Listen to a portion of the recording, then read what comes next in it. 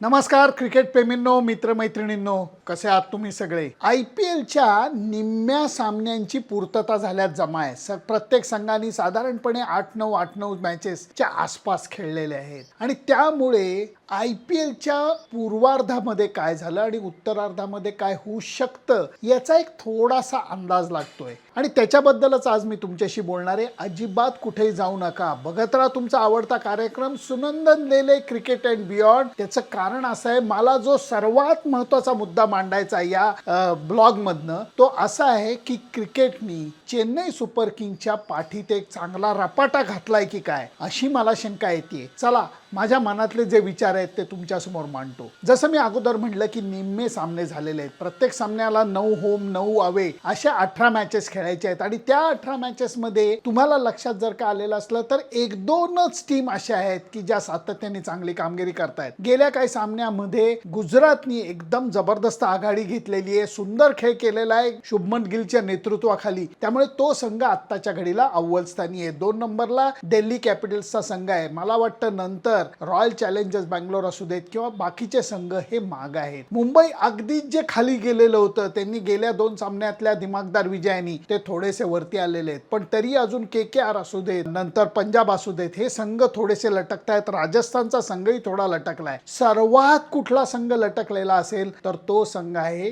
Chennai super किंग्सचं. थोडंसं त्याच्याविषयी मी बोलतो, कारण काय आहे, मनात खूप विचार आहेत. एक लक्षात घ्या, चेन्नई सुपर किंग्स आणि मुंबई इंडियन्स हे 2 संघ पहिल्यापासून आपल्याला माहिती आहे की IPLच्या संपूर्ण कारकिर्दीमध्ये सातत्याने कामगिरी करणारे कुठले संघ मला तुम्ही विचारले तर मुंबई आणि चेन्नईचे संघ आहेत. आणि याला कारण असं आहे की या दोन्ही संघांनी आपल्या संघ बांधणीकडे व्यवस्थित लक्ष दिलेलं आहे. काही प्रमाणामध्ये असं सुद्धा म्हणता येतं की तुम्ही किती प्लॅनिंग केलेलं असलं तरी दुखापतीचा धक्का जर का तुम्हाला लागला तर तुमच्या संघ बांधणीला चांगला सुरुंग लागू शकतो. एक त्याचं उदाहरण मला आठवतं, ते म्हणजे एका बाजूने बुमराह आणि दुसऱ्या बाजूनी जोफ्रा आर्चर अशी फिल्डिंग मुंबई इंडियन्सने लावली होती आणि जोफ्रा आर्चर हा दुखापतग्रस्त झाला आणि संपूर्ण सीझन करता तो अवेलेबल नाही असं झालं. केवढा मोठा फटका मुंबई इंडियन्सला त्याचा सहन करायला लागला आणि त्यामुळे मुंबई इंडियन्सचं गेल्या 2 मोसमातली कामगिरी ही खराब राहिलेली आहे. मुंबई इंडियन्सच्या बाबतीत असंही म्हणलं जातं की सुरुवातीला खराब करतात आणि नंतर जोशपूर्ण खेळ करतात. गेल्या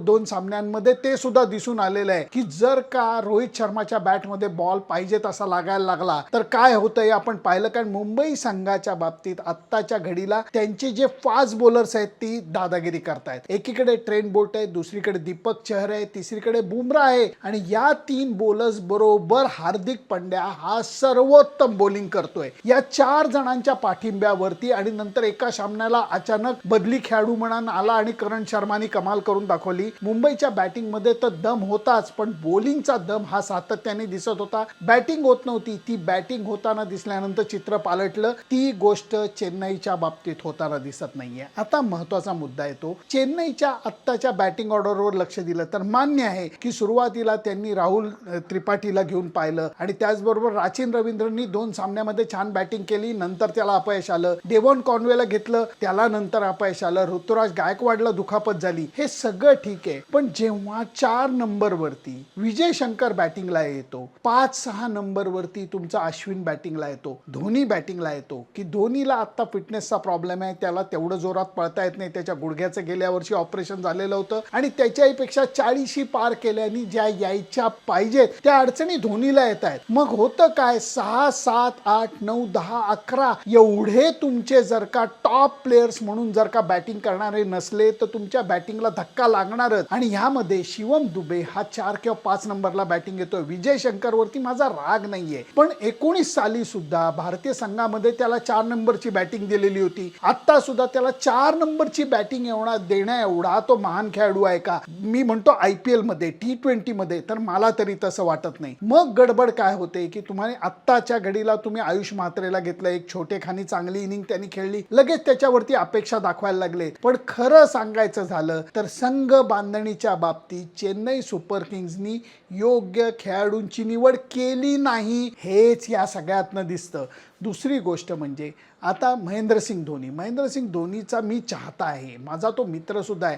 पण काही गोष्टी ज्या मला खटकत आहेत त्या आज मी बोलून दाखवतो. काही वर्षांपूर्वी चेन्नई सुपर किंग्स ही अंतिम फेरीत खेळत होती आणि धोनी नको त्यावेळेला आऊट झालेला होता, स्वतःवरती प्रचंड रागावलेला होता. नॉर्मली तो आऊट झाला की ड्रेसिंग रूममध्ये जाऊन बसतो, त्यावेळेला मात्र तो डगआउटमध्ये बसलेला होता. आणि शेवटच्या ओव्हरमध्ये जेव्हा रवींद्र जडेजा बॅटिंग करत होता आणि 2 का 3 बॉल्समध्ये त्यांना 10 रन्स करायच्या होत्या, तेव्हा धोनी अक्षरशः हात जोडून डोळे मिटून बसलेला मला आठवतोय. तो मॅच बघत नव्हता. याचं कारण काय होतं की तो जणू काही देवाला, क्रिकेट देवाला प्रार्थना करत होता की ही मॅच आम्हाला जिंकून देण्यासाठी मदत कर, अशी जणू काही तो प्रार्थना करत होता. क्रिकेट देव धोनीवरती तर खुश आहेच, बाप्पा सुद्धा धोनीवरती खुश होते. त्यांनी काय केलं, तथास्तू म्हणल्यासारखं मला वाटलं आणि रवींद्र जडेजानी एक सिक्सर मारली, एक शेवटच्या बॉलला बाउंड्री मारली. चेन्नई सुपर किंग्सनी परत एकदा IPL करंडक हातात घेतला आणि त्याच्यानंतर धोनीनी ज्या पद्धतीने आनंद साजरा केला आणि जेव्हा रवींद्र जडेजा त्याला मिठी मारायला आला त्याला घेऊन अक्षरशः तो असा फिरलेला होता. या सगळ्या गोष्टी मला फ्लॅशबॅक सारख्या डोळ्यासमोर दिसत आहेत. म्हणजे काय, मुख्य मुद्दा हा आहे की क्रिकेट देवाला तू प्रार्थना केली, क्रिकेट देव तुला तथास्तू म्हणला, IPL करंडक तुम्हाला जिंकून दिला. मला वाटतं तिथं फुल स्टॉप व्हायला पाहिजे होता. त्याच्यानंतर गेली 2 वर्ष धोनी खेळतोय. गेल्या वर्षी त्याच्या गुडघ्याला पहिल्या दुसऱ्या मॅचला दुखापत झालेली होती. त्याच्यानंतर विकेट किपिंग तो उभ्या करत होता, तरी त्यातलं स्किल गेलेलं नव्हतं. पण त्याला बॅटिंग करता येत नव्हती, त्याला पळता येत नव्हतं. तुम्ही मला जर का प्रश्न विचारला तर महेंद्रसिंग धोनी आणि विराट कोहली जेव्हा बॅटिंग करायचे त्यावेळेला पळून रन काढण्याचा जो त्यांचा अंदाज होता आणि सपाटा होता, लाजवाब. कारण 2016 सालच्या एका महत्त्वाच्या मॅचमध्ये मोहालीला जेव्हा ऑस्ट्रेलिया विरुद्ध क्रुशियल पोझिशन आलेली होती, त्यावेळेला 1 ओव्हर मी कधी विसरणार नाही. कुठलीही रिस्क न घेता या दोघांनी एका ओव्हरमध्ये 12 रन काढल्या होत्या. तुम्ही म्हणाल त्याच्यात काय, सगळे बॉल चांगले होते.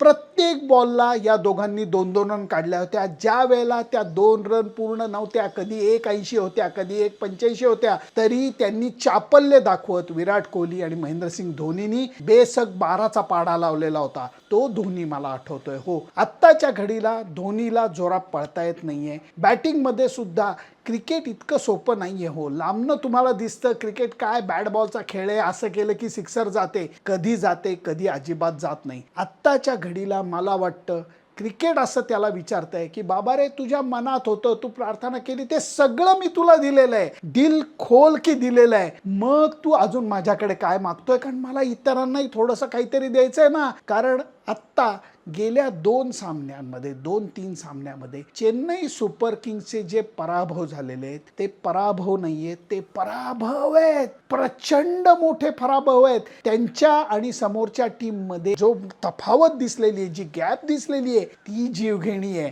म्हणून मी सुरुवातीला म्हणलं, माझ्या मनात शंका येते की चेन्नई सुपर किंग्सच्या आणि धोनीच्या पाठीत क्रिकेट धपाटा घालतंय का? आणि ही अशी काठी असते की ज्याचा मार लागतो पण आवाज येत नाही.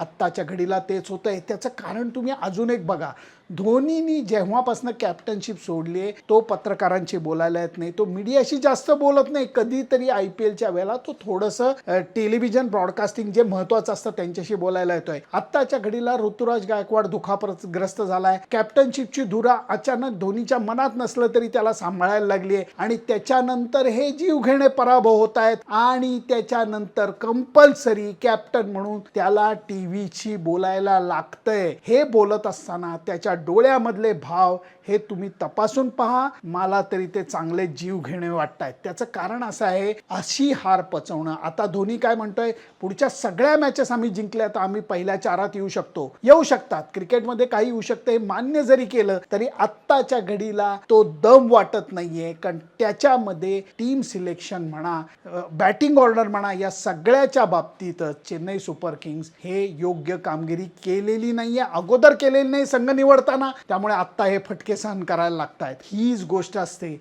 क्रिकेट बाहेरनं सोपं दिसत असलं तरी आत प्रचंड अवघड असतं. ज्या गोष्टी तुमचे जेव्हा दिवस चांगले असतात तेव्हा ज्या सहजतेने होतात तेवढेच ते दिवस खराब झाल्यानंतर प्रत्येक गोष्ट कर्म कठीण होताना दिसते. आत्ताच्या घडीला चेन्नई सुपर किंग्सच्या बाबतीत मला ते वाटतं, म्हणून मी मुद्दा मांडला की हे पराभव नाही आहेत गेल्या 2 सामन्यातले, तर क्रिकेटनी चेन्नई सुपर किंग्सच्या पाठीत धपाटा घातलाय की काय असं मला वाटतं. तुमचं मत काय आहे? तुम्हाला काय वाटतं? अशी कॉमेंट करू नका, हॅ कशाला उगाच खेळते काय उगाच इतके वर्ष, असं नाही. तुम्हाला काय वाटतं मुद्देसूद मांडा, कारण तुमच्या मुद्द्यांची मी प्रतीक्षा करतो. तुमच्या मुद्द्यांचं तुमच्या विचारांचं मला मोल आहे. फक्त त्याच्याकरता माझं फेसबुक पेज, इंस्टाग्राम अकाउंट आणि यूट्यूब चॅनल लाईक, शेअर आणि सबस्क्राईब करायला विसरू नका. त्याचं कारण असं आहे की आता जसं मी अगोदर सांगितलं, एक हाफ संपत आलेला आहे IPLचा. दुसरा हाफ हा जास्त जीवघेणा होतो. त्याचं कारण आत्तापासूनच कळायला लागलंय की पहिल्या 2 टीम कदाचित सहज क्वालिफाय होतील. पुढच्या 2 टीमसाठी जीवघेणी स्पर्धा असेल, रन रेट मध्ये येईल आणि म्हणून आता हा जो पुढचा हाफ आहे तो जास्त रंगतदार असतो आणि या वेळेला सुद्धा तो होणार आहे. या सगळ्याचीच आपण प्रतीक्षा करूया. तुमची मतं मांडायला मात्र विसरू नका. Bye bye.